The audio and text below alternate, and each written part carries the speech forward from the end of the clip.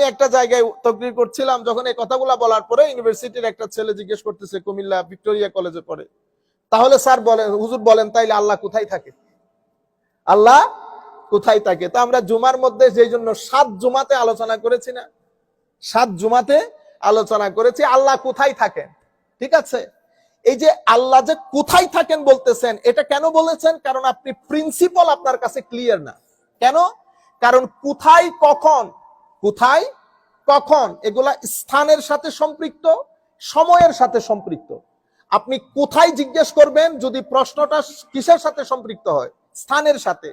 কখন জিজ্ঞেস করবেন যদি প্রশ্নটা সময়ের সাথে সম্পৃক্ত হয়। তো এখন সময় এবং স্থান এটা সৃষ্টি, এটা আমার আল্লাহ সৃষ্টি করেছেন।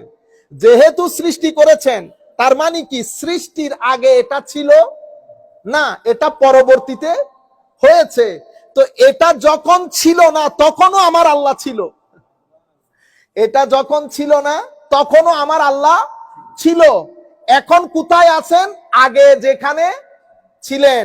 যখন কোনো কখন ছিল না, যখন কোনো কখন ছিল না তখনও আল্লাহ ছিলেন। এখন কেমন আছেন? তো আগে যেমন ছিলেন। আপনারা বুঝতেন?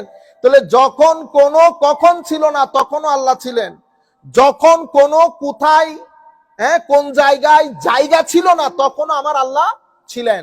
তো he is beyond time and space, time and space created by him, he is the creator of time and space. So যেহেতু উনি টাইম এবং স্থান এটার স্রষ্টা, সুতরাং উনি এটার ভিতরে থাকবেন না, কারণ এটা সৃষ্টি, সৃষ্টির একটা শুরু আছে, একটা শেষ। যার শুরু আছে তার শেষ আছে। আল্লাহ বলে কাকে? স্রষ্টাকে। তো স্রষ্টা বলে কাকে? স্রষ্টা তাকে বলে যার কোনো শুরু, যার শুরু আছে সে কখনো স্রষ্টা হইতে পারে না। হযরত ঈসা আলাইহিস সালামকে আমরা স্রষ্টা কেন বলি না? কারণ ঈসা আলাইহিস সালামের শুরু আছে, এটা আমরা সবাই বিশ্বাস করি। উনি হযরতে মরিয়ম আলাইহিস সালামের মাধ্যমে জন্মগ্রহণ করেছেন। তো যার শুরু আছে উনি আর যাই হোক আল্লাহ হইতে পারে না। আর যার লাইসা কামিসলিহি শাই ওয়া হুয়াস সামিউল বাসীর। আমি শেষ ফিনিশিংটা দিতে চাচ্ছি এই আয়াত দিয়ে। আমরা এই যে টোটাল প্রিন্সিপালটা বানিয়েছি যে আল্লাহ রাব্বুল আলামিন টাইম এন্ড স্পেস থেকে উপরে কারো মত না, তাইলে আল্লাহ সৃষ্টি, স্রষ্টা। স্রষ্টা কাকে বলে? প্রথম কন্ডিশন হচ্ছে ওনার কোনো শুরু থাকতে পারবে না, নাম্বার 1। নাম্বার 2, স্রষ্টার কোনো পিতা মাতা থাকতে পারবে না। মানে কোন স্রষ্টা হওয়ার জন্য কোন রিজন থাকতে পারবে না। Without any reason he is creator and the end of the story. আচ্ছা, স্রষ্টার কোন সন্তান সন্ততি থাকতে পারবে না, স্রষ্টার কোন মত থাকতে পারবে না। তাইলে এখন স্রষ্টার জন্য মূল 4টা ইনগ্রেডিয়েন্ট যেটা দিয়ে সূরা ইখলাস নাজিল হয়েছে। কুল হু আল্লাহু আহাদ, আল্লাহুস সামাদ। আল্লাহুস সামাদ মানে তিনি অমুখাপেক্ষী। He is not in need of anybody. Everybody is in need of him. No, doesn't matter who is he. Even Imamul Mursalin Muhammadur Rasulullah sallallahu alaihi wasallam is deliberately, desperately, direly in need of Allah Almighty. আপনারা বুঝতে পেরেছেন? তাইলে স্রষ্টার জন্য প্রথম শর্ত আহাদ, এক হইতে হবে। 2 হইলে হবে না। 2 হইলে তরকারি পর্যন্ত উল্টাপাল্টা হয়ে যায়। ঘরের মধ্যে বাবুর্চি কিচেনে 2টা ঢুকলে কি হয়? লবণ নিয়ে। ইসাক ভাই আর জাকারিয়া ভাই একসাথে ছিল তরকারি রান্না, আমি তো গেছি, আল্লাহ আজকে গেছে তরকারি।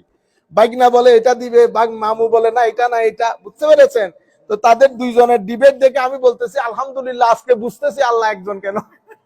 এই আল্লাহ যদি 2 জন হইতো, এই কান এটা এখানে হইতো, চোখ নিয়ে মারামারি লাগতো। এক আল্লাহ বলতো চোখরে এখানে দে, আরেক আল্লাহ বলতো চোখরে পিছনে দে। এখন আমাদের অবয়ব এত সুন্দর হয়েছে আল্লাহ একটা হওয়ার কারণে। তো কুল হু আল্লাহু আহাদ, আল্লাহুস সামাদ, যিনি মুখাপেক্ষী হন। তো মুখাপেক্ষী, মুহতাজ মানে দুর্বল। স্রষ্টা দুর্বল হইলে স্রষ্টা হইতে পারবে না। বুঝতে পেরেছেন? আল্লাহুস সামাদ। লাম ইয়ালিদ মানে না তিনি জন্মগ্রহণ করেছেন, না তিনি কাউকে জন্ম দেন।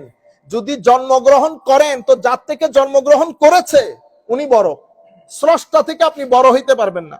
এরপরে উনি যদি কাউকে জন্ম দেন তো আল্লাহর ছেলে অবশ্যই আল্লাহ হইতে হবে। স্রষ্টার ছেলে স্রষ্টা হইতে হবে। তো যদি স্রষ্টার ছেলে থাকে, সেও যদি স্রষ্টা হয়, তাহলে তো আল্লাহ আহাদুনের সাথে কি হয়ে গেছে? কন্ট্রাডিকশন হয়ে গেছে। তাইলে মা বাবাও থাকতে পারবে না, সন্তান সন্ততিও থাকতে পারবে না। ওয়ালাম ইয়াকুল্লাহু কুফু, তার কোনো সমকক্ষ থাকতে পারবে না। সমকক্ষ থাকলে তো একজন আরেকজনের সাথে কম্পিটিটর হয়ে যাবে। এই হচ্ছে স্রষ্টা। সুতরাং স্রষ্টাকে স্রষ্টার মতো করে মানতে হবে। তাহলে আল্লাহ কিভাবে মানবো? ওই লাইসা কামিসলিহি শাই ওয়া হুয়াস সামিউল বাসীর। লাইসা, এই জন্য আল্লাহ রাব্বুল আলামিন শব্দ ইউজ করেছেন মিসল। আমি আগেও বলেছি, শুধু রেকর্ডের জন্য, উলামায়ে কেরাম যেহেতু দেখেন, মিসিল শব্দটি আরবির মধ্যে বড় কনস্ট্রাকটিভ কম্প্রিহেন্সিভ একটা ওয়ার্ড। মিসিল মানে মত হওয়া। এটার জন্য আরবিতে আমরা আরো শব্দ ব্যবহার করি, নিদ্দুন, জিদ্দুন, শিবহুন। আমরা উলামায়ে কেরাম খুতবার মধ্যে পড়ে লা জিদ্দালাহু ওয়ালা নিদ্দালাহু ওয়ালা মিসলালাহু ওয়ালা, পড়তে থাকে অনেক, ওয়ালা শাবিহালাহু। হ্যাঁ, তো আল্লাহ এতগুলো শব্দ, আমরা যখন নিদ্দুন বলি, একটা নির্দিষ্ট জায়গায় এটা কি করে যে এটা এই ক্ষেত্রে মত না। কারণ একটা জিনিস একটা জিনিসের সাথে, একটা ব্যক্তি একটা ব্যক্তির সাথে অনেক ক্ষেত্রে মত হইতে পারে। কি কি ক্ষেত্রে?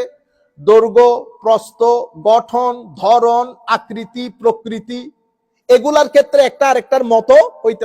আমি প্রস্থে আপনার মতো না, দৈর্ঘ্যে আপনার মতো। আমি বিতর্কতভাবে মানে স্ট্রাকচারালি আপনার মতো না, কিন্তু চেহারার দিক থেকে মতো। বুঝতে পেরেছেন? তাইলে এখন আমি যদি সামগ্রিকভাবে বলি কোন দিক থেকে মতো না, তাইলে আমি কোন শব্দ ব্যবহার করব? জিদ্দুন। কোন জিদ্দুন হলে সব দিক থেকে কি হয় না? নেগেটিভ হয় না। যদি নিদ্দুন বলি, সব দিক থেকে হয় না। যদি শিবহুন বলি, সব দিক থেকে হয় না। তো আরবির মধ্যে এমন একটা শব্দ আছে যেটা ব্যবহার করলে সকল দিক থেকে না হয়ে যায়। সেটা কি? সেটা মিসলুন। যখন আমি বলবো লা মিসলালাহু, তো লা মিসলালাহু মানে দৈর্ঘ্যে, আকৃতিতে, প্রকৃতিতে, গঠনে, ধরনে, প্রস্থে কোন দিক থেকে, জাহেরান বাতেনান, কোন দিক থেকে মত না। সেই কারণে আমার আল্লাহ অন্য শব্দ ব্যবহার না করে করেছেন লাইসা কা মিসলিহি শাই ওয়া হুয়াস সামিউল বাসীর। এই আয়াতের বিস্তর ব্যাখ্যা, অবাক হয়ে যাবেন উলামায়ে কেরাম। সুবহানাল্লাহ, ছোট্ট একটা আয়াত। এই আয়াতের ব্যাখ্যা কেউ করেছে 18 পৃষ্ঠা, কেউ করেছে 20 পৃষ্ঠা, কেউ এটার উপর কিতাবই লিখছে। লাইসা কামিসলিহি শাই ওয়া হুয়াস সামিউল বাসীর। আমরা তো ছোটখাটো লোক, আমরা আমাদের ছাত্রদেরকে এই আয়াতের ব্যাখ্যা মিনিমাম 12 দিন পড়িয়েছি। বুঝতে পেরেছেন? বিস্তর কথা এটার সাথে জড়িত। শুধু লাইসা কামিসলিহি শাই ওয়া হুয়াস, এখানে কামিসলি এটা আগে আসার কথা না, কামিসলিহি আগে আসার কথা না, আবার মিসলুনের আগে কা আসার কথা না। সুতরাং উলামায়ে কেরাম যারা দূর দূরান্ত থেকে শুনছেন, আপনারা কামিসলিহি নিয়ে উলামায়ে কেরামের তাফসীর পড়লে বুঝতে পারবেন কা আগে আসলো কেন, কা দিয়ে অর্থ কি, মিছিল মাঝখানে আসলো কেন, মিছিল আগে আসতে পারতো, পরে আসতে পারতো, অনেক ধরনের ব্যাখ্যা বিশ্লেষণ এটা আপনারা তাফসীরের কিতাবের মধ্যে দেখলে বুঝতে পারবেন। তাহলে আমার আল্লাহ বলতে চাচ্ছেন, প্রথম বিষয় শুধু আল্লাহ শিখে ফেললাম হইল না, না, এগুলো সবকিছু সম্পর্কে সচেতন হতে হবে। আবার অনেকে মনে করে, আমরা বলি না আমার আল্লাহ সুবহানাহু ওয়া তাআলা একেবারে প্রত্যেক কিছু, অণু পরমাণু সবকিছুকে ভিতর বাহির একেবারে কুল্লুম কুলা জানেন। আবার অনেকে মনে করেন না আমার আল্লাহ বড় জিনিসগুলা সম্পর্কে জানেন, ছোট ছোট জিনিসগুলা জানেন না। এ ব্যাপারে তারা ফিলোসফিক্যাল কিছু দলিলপত্র দেয়, যেটা পরে আমাদের তরুণ প্রজন্ম কনফিউজ হয়ে যায়। ফিলোসফিক্যাল বিষয়গুলা নিজেও কনফিউজ, আরেকজনকে কি করে কনফিউশনের মধ্যে ঢেলে দেয়। যেমন আমাদের বর্তমানে বাংলাদেশে সবচেয়ে বড়, আমার মনে হয় ওনাকে অনেক বেশি জ্ঞানী হিসেবে ধরা হয়, আমি নাম না নেই, অনেক কিছু শিখেছে, আমি স্যারের প্রতি অনেক বেশি শ্রদ্ধাশীল। কিন্তু স্যার যে কাজটা করে, কোন একটা ইস্যু নিয়ে কথা বললে স্যার সেটেল করার পরিবর্তে এটা নিয়ে কনফিউজ করে ফেলে। ইনফরমেশন বেশি থাকার কারণে, মানে অনেক বই পড়েছেন, তো স্যার এই জায়গার ইনফরমেশন, এই জায়গার ইনফরমেশন, এই জায়গায় স্যার কি বলতে চেয়েছে সবাই ভুলে গেছে। এরপরে স্যার কনফিউজ করে ফেলে জিনিসটা সম্পর্কে এক্সাক্ট আইডিয়া দেওয়ার পরিবর্তে। যেমন খিলাফার ব্যাপারে স্যার কথা বলছিলেন, ডেফিনেটলি আমি তো চাইবো আমাদের এই কথাগুলা পৌঁছে যাক, পৌঁছে যাই। তো এখন আমি চাইবো স্যার খিলাফা সম্পর্কে কথা না বলুক। কেন? কারণ এই ব্যাপারে স্যার এক্সপার্ট না। স্যার 2-3টা বই পড়েছে, নিঃসন্দেহে পড়েছে। স্যারের বুকশেলফের মধ্যে এই বিষয়ে কোন বই আছে সেটা আমরা জানি, কারণ ওরিয়েন্টালিস্টরা যা লিখেছেন স্যার ওইটা পড়ে কমেন্ট করেছেন। আমি স্যারকে বলবো ওগুলা পড়ে কমেন্ট না করে স্যার মুসলিম রাইটাররা যা লিখেছেন ওইটা আপনার পড়া দরকার। তাহলে তো এক পেশে হয়ে যাবে। বুঝতে পেরেছেন? তো আমরা চাইবো দুই পক্ষের মুসলিম স্কলার্স এবং ওরিয়েন্টালিস্ট দুইটা পরে স্যার একটা নির্দিষ্ট মতামত দিবেন। স্যার খেলাফতের ব্যাপারে কি বলতে চেয়েছে এটা আমিও বুঝে নেই, যিনি প্রোগ্রাম রান করতেছেন ওনারও বুঝে আসে নাই, কিন্তু স্যার একটা মতামত দিয়েছেন, কনফিউশন। যাই হোক, আচ্ছা এই ধরনের কথা একজনে বলে, আরেক দল আইসা বলে আল্লাহ রাব্বুল আলামিনের শরীর আছে যেভাবে আমার শরীর আছে। Can imagine? এবং কারা বলেছে বললে আপনার মাথার চোখ মাথার গাম পায়ে পড়বে, যাদেরকে আমরা বর্তমানে পৃথিবী বিখ্যাত মুফতি বলি, সৌদি আরবের মধ্যে মহান পজিশন। এবং বলতে বলতে এতটুকুন বলেছেন বনি আদমের যেই জিনিসগুলো অনেক সুন্দর, যেমন আমার চোখ, আমার হাতের তালু, তো এটা বনি আদমের চেয়ে এটার বেশি হকদার আল্লাহ, বেশি হকদার আল্লাহ। যেমন হাতের তালু, এই হাতের তালু দেখতে অনেক সুন্দর, এটার বেশি হকদার আল্লাহ। তো আল্লাহ শুড হ্যাভ দিস, ইন্নালিল্লাহ বলেন। তো এগুলা কেন হয়? কারণ কোরআন এবং হাদিসের মধ্যে কিছু আয়াত, কিছু হাদিস, কিছু যেমন আল্লাহ রাব্বুল আলামিন রাতের শেষ ভাগে সপ্ত আসমানে নেমে আসে, ইয়ানজিলু, নুজুল হয়। তো নুজুল মানে অবতরণ করা, অবতরণ মানে দুই তলা থেকে তিন তলায় নামাকে, দুই তলা থেকে এক তলায় নামাকে নুজুল বলে। এখন এটা আল্লাহ কোরআনের মধ্যে ব্যবহার করেছেন, আমার নবী হাদিসের মধ্যে ব্যবহার করেছেন। এখন এটার অর্থ কি হবে? তো ওনারা এটার অর্থ করেছেন নুজুল মানে নুজুল। তো এটাকে আমাদের বড় একজন আলেম দেখাইও দিয়েছেন নুজুলটা কেমন। যেমন আমি উঠছি না, আমি বসছি, এই বসাটা আল্লাহ আরশের উপর বসেছেন। এবং এটা বাংলাদেশে পাগল করে দিচ্ছে আমাদের উলামায়ে কেরাম। আমাদের ছেলেদেরকে এগুলো বলার তো কোনো দরকার, তাদের এগুলো দরকারও নাই, আমরা বাধ্য হয়ে আপনাদের সামনে কথাগুলা বলছি। আর তাইলে আল্লাহর মত নাই, যেহেতু বলেছি অবতরণ, আল্লাহ অবতরণ করেন না। বুঝতে পেরেছেন? অবতরণের সাথে জায়গা সম্পৃক্ত। তো আমার আল্লাহ তখনও ছিলেন যখন জায়গা ছিল না, তখনও অবতরণ করতেন। তাহলে এখানে অবতরণ অর্থ কি হবে? অবতরণ অর্থ মানুষের মতো নিচে আসা হবে না। কি হবে? তো আল্লাহ কি বুঝাতে চেয়েছেন সেটা আল্লাহ ভালো জানেন। তবে এখানে অর্থ হবে আমার আল্লাহর রহমত বান্দার খুব নিকটে চলে আসে, আমার আল্লাহর দয়া অনুগ্রহ বান্দার খুব নিকটে চলে আসে। বুঝতে পেরেছেন? এটা আল্লাহ। এর পরবর্তীতে আমার আল্লাহ বলছেন ঈমান বিল্লাহর পরে ওয়াল ইয়াউমিল আখির। ওয়াল ইয়াউমিল আখির মুসলিম বিলিফ সিস্টেমের মধ্যে সবচেয়ে গুরুত্বপূর্ণ হচ্ছে ইয়াউমে আখির, পরকালে বিশ্বাস। পরকালে কি হবে? পরকালে আমরা সবাই আল্লাহর কোর্টে দাঁড়াতে হবে। এবং সেটা কত গুরুত্বপূর্ণ, কত গুরুত্বপূর্ণ সেটা আজকের মাহৌল দেখলে বুঝতে পারবেন। জিজ্ঞেস করার আছে আপনি গুম করলেন কেন? জিজ্ঞেস করার আছে আপনি কেউ বোমা মারলেন কেন? আপনি বর্তমান পরিস্থিতিতে দেখলে বুঝবেন কিয়ামত কেন প্রয়োজন।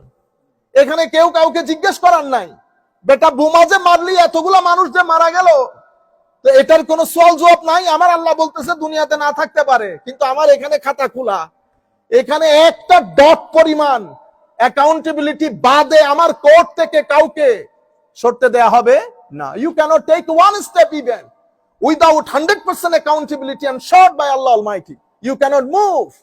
তো ইয়মে আখিরাতের প্রয়োজন। আপনি যখন কেউ সরকার প্রধান হয়, সরকার প্রধান হওয়ার কারণে একেবারে গ্রাসরুট লেভেল পর্যন্ত আমাদের কিছু সন্ত্রাসী ছেয়ে পড়ে, আপনি আওয়াজ করতে পারেন না। আমাদের মেয়েরা স্কুলে যাইতে পারে না, মেয়েরা কোচিং সেন্টারে যেতে পারে না। বাবা হিসেবে, ভাই হিসেবে যে কিছু বলবেন সেটারও সুযোগ থাকে না। এগুলা দেখলে বোঝা যায় ইয়মে আখিরাতের কি প্রয়োজন, ইয়মে আখিরাতের কি প্রয়োজন। আমার আল্লাহ জানেন এই বনি আদম, এদের জন্য যদি ইয়মে আখিরাতের ব্যবস্থা না করি, তো এদের মধ্যে যারা ডমিনেটেড ফ্যাক্টর, তারা জাতিকে শান্তিতে থাকতে দিবে না। সেই কারণে আমার আল্লাহ বলেছেন রাজা প্রজা সবাইকে আমার কোর্টে দাঁড় করাবো। মুসলিম বিশ্বাসের বড় ক্রুশিয়াল ফানাট এই ইয়মে আখিরাতের বিশ্বাসটা। অর্থাৎ আমার সন্তানদেরকে, আমাদের ছেলে মেয়েদেরকে এটা শিখাইতে হবে যে বেটা আমাদের একটা দিন আছে, ওই দিনে সবাইকে দাঁড়াইতে হবে, আল্লাহর কোর্টে পরিপূর্ণরূপে জবাব দিতে হবে। ওয়াল ইয়াউমিল আখির। এর পরবর্তীতে আমাদের তৃতীয় বিশ্বাস ওয়াল মালাইকা। তো মালাইকা কারা? তো মালাইকা হচ্ছে আল্লাহ রাব্বুল আলামিনের একটা সৃষ্টি, যেটা নূর দিয়ে তৈরি। ওনাদের বিশেষ খুসুসিয়ত হচ্ছে ওনারা খাওয়া দাওয়া করেন না, আহার পিনা করেন না, ওনাদের করার প্রয়োজনও হয় না। ওনারা আল্লাহর হুকুমের অবাধ্যচারণা করেন না, যা আল্লাহ হুকুম দেন তা পালন করেন। এবং ওনাদের একটা বড় খুসুসিয়ত হচ্ছে ওনারা যে কোনো মুহূর্তে যে কোনো আকৃতি ধারণ করতে পারেন, যে কোনো আকৃতি ধারণ করতে পারেন, তবে ওনারা কখনো বৎসুরত ধারণ করেন না। ফেরেশতা হিসেবে আল্লাহর হুকুমের জন্য যেখানে যেখানে প্রয়োজন বিভিন্ন সূরত নিয়ে ওনারা বনি আদমের কাছে বা আল্লাহ রাব্বুল আলামিনের হুকুমের তামিল করেন। যেমন হাদিসে জিবরিলের সময় হযরতে জিবরিল আমিন মানুষের সূরতে আমার নবীর পাশে এসে আমার নবীর হাঁটুর সাথে হাঁটু লাগিয়ে বসেছেন, কিন্তু ছিলেন ফেরেশতা। ফেরেশতা তাইলে এটাকে ফেরেশতা, তো ফেরেশতার উপর বিশ্বাস করতে হয়। এর পরবর্তীতে ওয়াল কিতাব, আল্লাহ রাব্বুল আলামিন ফেরেশতা মারেফতে আমাদেরকে যে কিতাবগুলো দান করেছেন সমস্ত কিতাব, তো এখানে আল কিতাব বলেছেন, আল কিতাব, কুতুব বলেন নাই। তো আল কিতাব বলে কোরআন শরীফকে উদ্দেশ্য করেছে। কোরআন শরীফের মাধ্যমে আপনি ইতপূর্বে সৃষ্ট সকল কিতাবের উপর বিশ্বাসটাকে এনশোর করতে হবে, এটা বলেছে। এর পরবর্তীতে আমার আল্লাহ বলেছেন ওয়ান নাবিয়িন, তো কিতাব যাদের উপর নাজিল হয়েছে সেই সমস্ত নবীদের উপর বিশ্বাস স্থাপন করতে হবে। এবং এই ধারাবাহিকতায় আমার নবী সাল্লাল্লাহু আলাইহি ওয়াসাল্লামকে শেষ নবী হিসেবে পাঠিয়েছেন। কিন্তু আমাদের এখানে মুসলমান মিল্লাতের মধ্যে একটা ফেরকা আছে, এটাকে আমরা কাদিয়ানি বলি। আপনাদের ছেলে সন্তানদেরকে এগুলো শিখাইতে হবে। কাদিয়ানিরা এরা নিজেদেরকে মুসলমান মনে করে এবং মুসলিম পরিচয়ে সমাজের মধ্যে থাকে, কিন্তু এটা আমার নবীকে শেষ নবী মানেন না। বাইরে বলবে মানি, ভিতরে আসলে মানে না। তারা কাদিয়ানিকে কিভাবে নবী মানে, আপনারা বুঝতে পেরেছেন? কত জাতের ফেরকা। শেষ নবী না, একজনে বলে শেষ নবী না, আরেকজনে বলে আমাদের মতো মানুষ পাগল হয়ে যাবেন। আপনারা বুঝতে পেরেছেন? আচ্ছা, তো আমরা আমাদের বিশ্বাস, মুসলিম মিল্লাতের বিশ্বাস আমার নবী আখেরি নবী। আমার নবীর পরে জিল্লি নবী, আসলি নবী, অমুক নবী, কোন ধরনের নবীর নবুয়তের সম্ভাবনা নাই। আমার নবী সাল্লাল্লাহু আলাইহি ওয়াসাল্লাম এতটুকুন পর্যন্ত ঈমান, এতটুকুন পর্যন্ত ঈমান। তাইলে কি? আমানতু বিল্লাহ ওয়া মালাইকা ওয়া কুতুবিহি ওয়া রুসুলিহি ওয়াল ইয়াউমিল আখির। আচ্ছা, একজন নবীকে বিশ্বাস করলো, সবকিছু মানলো, সাহাবায়ে কেরামের মধ্যে দুই একজন সাহাবীকে গালিগালাজ করলো, মুসলমান হবে? এগুলা কিন্তু এখানে উল্লেখ নাই, এগুলা এখানে উল্লেখ নাই। এগুলা আপনি কোরআনের অন্য আয়াত, আহাদিসে পাক, উম্মতে মুসলিমার ইজমা, ঐক্যমত্য,